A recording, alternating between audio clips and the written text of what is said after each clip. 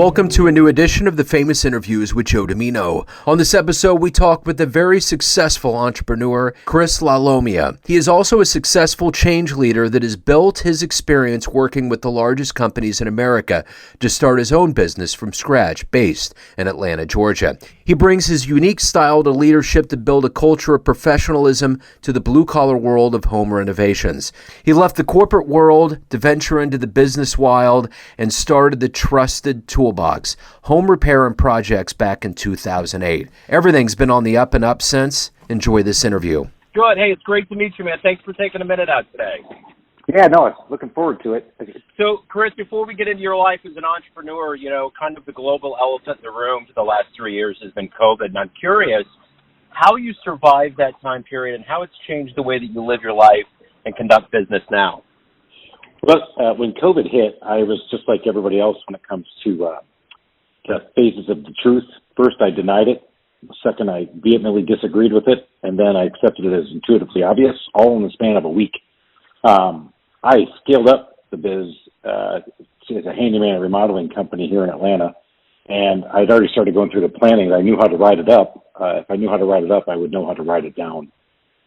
So I immediately took action and cut a number of staff and reduced salaries and reduced people in the office to make it through, which for us in Atlanta turned out to be like a 2-month kind of COVID hit, if you will. Then I was able to get the PPP money, brought everybody back, and then we started rocking and rolling. And people are staying in their houses more, and our business has been strong. And the hardest part has been the supply chain of getting materials to complete the projects in the house.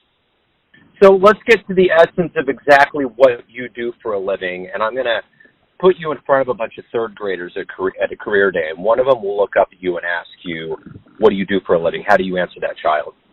Absolutely. We help mommy and daddy get their house fixed up after you guys go in and ruin it. So we'll do everything. And so and I have actually used that same line. I said, so when you guys are bouncing basketballs off the garage walls or hitting hockey pucks, which we don't do much here in the South, but I came from the North, and we can fix that drywall. If you slam your door too hard, we can fix that door. During COVID, we put in a lot of what I call COVID doors, and those were offices that didn't have doors in houses, and they needed to have doors. And so what I've told people is that we do a good job of adding doors into houses. So I can't quit your kids, but I can put you in an office with a door. So when you were in the third grade or when you were younger, what did you dream about becoming when you grew up? So third grade, I don't know if I really had a dream necessarily. I never thought I would be able to play sports, even though I played every sport I could get my hands on. I never wanted to be a pro athlete. But when I was 17, I've always wanted to run my own business. And I took a big detour for quite a while where I went into corporate America and had a successful run, but I was in the corporate world and kind of running it up, and I realized I didn't start my own business. And that's really what I wanted to be able to do, which is what I'm doing now. So talk to me a little bit about how these seeds of being an entrepreneur and highly driven began, where you were born and raised, and how some of those things were planted in you to become who you are today. So my grandmother and my grandfather both had businesses, and that's pretty avant-garde for Italians in Buffalo, where my grandmother actually had her own business as well. My dad decided not to go into business for himself and not go to work with my grandfather. He decided to go into corporate America. But from a very young age, I was taught by my dad, obviously you work hard to get where you want to be. You have to take care of business and take care of things. And I got to see my grandmother and my grandfather in their businesses, and I said, man, that's really what I want to do. But obviously my dad and my mom really formed who I am. So in your life, we have motivators that we look up to. Who's been that for you? Who's been like a role model or a hero for you? Yeah, I've had a number throughout the years. I had my early on mentor was I went to work in a machine shop, and he owned the manufacturing facility. And I looked up to him. His name was Camille Torres, and he was an entrepreneur. It was a family business. He came into Dad's business, but was running it. But I always looked up to him in the way he had just a passion for manufacturing. And I learned that if you find your passion at work, you'll always have fun. And he always used to say, find your play at work. Not that you'll never work again, but you always will be having a lot more fun. Later on in my consulting career, I worked for a partner at a company called Accenture. I learned a lot from him on how to polish the edges that I had. I was a pretty rough kid, but I was able to how to work and negotiate at high levels, how to handle yourself in the C-suite, how to work with CEOs, CFOs, CIOs. And I learned a lot from him on just how to handle yourself and your business on what you did. As an entrepreneur, I have a lot of mentors that I use and talk to on a regular basis. So it's kind of a mishmash at that point now. So if you could meet anybody alive on the planet right now, who would it be? Oh boy, that's a good one. Anybody in the world alive right now? Yeah, I think I'd want to. I think I got to go with Dirty Jobs. I think I got to go that way. I got to meet him. That way he could promote me and my company and my stuff. I just lost his name too. Mike. Oh, Mike Rowe. Mike Rowe, Dirty Jobs, probably. Yeah, he's a cool cat. Yeah, cool. So, as somebody that runs their own business, we every day we wake up, we have these motivators that ultimately get us to move and to get us to do what we do. What is that for you? What is the urge in you that gets you up and that gets you to accomplish what you need to get done in a day? Yeah, I think it's twofold. One, I definitely I want to be meaningful. I want to be able to have made an impact. One of the things that I'm challenged with my peer group accountability forum that I'm part of is what's the legacy you're going to leave? And one of the things I want to do is inspire other younger entrepreneurs.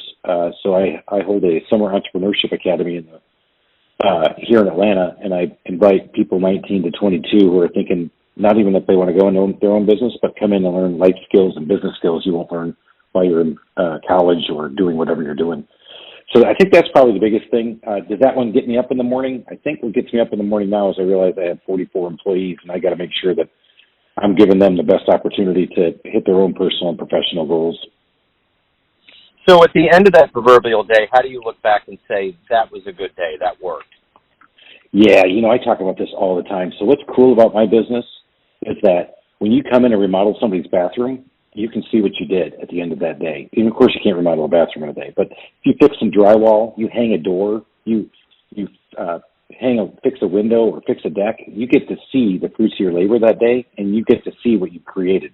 And that's the challenge I put to all of my guys, is that's the best part, because when you work in corporate America or in IT or whatever, I just put my briefcase on my shoulder and walked out the door and couldn't show anything for what I did. So I know it's a good day when right now I don't get to see as much of that because I'm the owner. I get to only have to deal with the back office stuff and get out there occasionally. But a good day is usually when nobody contacts me and I get a bunch of Google reviews from the great work my guys did. So let's say you have a dream tonight. You run into the 20-year-old version of yourself, and you could give that version of you a piece of advice based on the wisdom you've gained in your life. What would you tell that young version? Yeah, I would have said take a shot earlier. Don't get so intoxicated of running up that mountain of making money. Because what happened to me is I got married. Of course, you want to get into a lifestyle that you really want, and it looks really sexy and it looks really cool, and you want to be country club community, second home in the mountains, and you want to have all this stuff. And I wish I would have taken my shot at running my own business a lot earlier in life. That being said, I think I would have. I don't know if I would have been successful. Because I didn't know I'd be successful at this point. And hell, after 15 years, I think I'm just starting to say, yeah, I'm successful. I'm your overnight success. It just took me 15 years. So, in your life, of all of the things that you've done and accomplished, what are you the proudest of? Well, my kids probably is the biggest thing. I've got a 24 and a 21-year-old, and they're good. They're good human beings, and they're doing some great things. So that's probably the biggest personal thing that I look. I really am proud of how they've turned out. Business-wise, I'm excited that I have 44 people and was able to create an impact here in Atlanta. That we're a pretty well-known remodeling company now. We get a lot of awards, and people know what's going on. So I'm really proud of what I've built here with the Trusted Toolbox. So as the guy in charge, the marionette of a company that's growing, everyone sees you in a different light, family, friends, clients, colleagues, employees. But you ultimately are in charge of your life. What's your perception of you? Who do you think you are? Yeah, I think I'm a guy who loves life, but can sometimes take himself a little too seriously. I've worked on that quite a bit. That I'm actually starting to free up. I like to drink wine, hang out with my friends, do things. I like to travel a little bit. So the guy I am is I would say, I like to position myself as a fun-loving guy who actually has his shit together and is actually a pretty intelligent dude. Right on. That's well said. So, Chris, if anyone out there wants to hire you, look into your history, anything revolving around your world, where's the best place for them to go? Yeah, you can always check me out on LinkedIn. That's Chris Lalomia. There's not many of us out there. In fact, there's only 2 Chris Lalomias, and there's not very many Lalomias there. I'm also on Instagram, but I'm the customer service freak on that one. I have a lot of fun with that account. But you can always just Google us and find us at the Trusted Toolbox. You can hit me up on my email. I love talking with people about business and happy to talk to anybody for 30 minutes about business and what they're thinking. Beautiful. Chris, hey, man, thank you for taking some time out today. Best of luck with everything. All right, man. I enjoyed it. Thanks for tuning in to another famous interview with Joe Dimino, where we cover the world of art, literature, business, spirituality, music, and more from around the globe. If you want to hear more interviews, visit the Famous Interviews with Joe Dimino channel on YouTube. You can find us on Spotify and Apple Podcasts. Thanks again for listening, and until next time.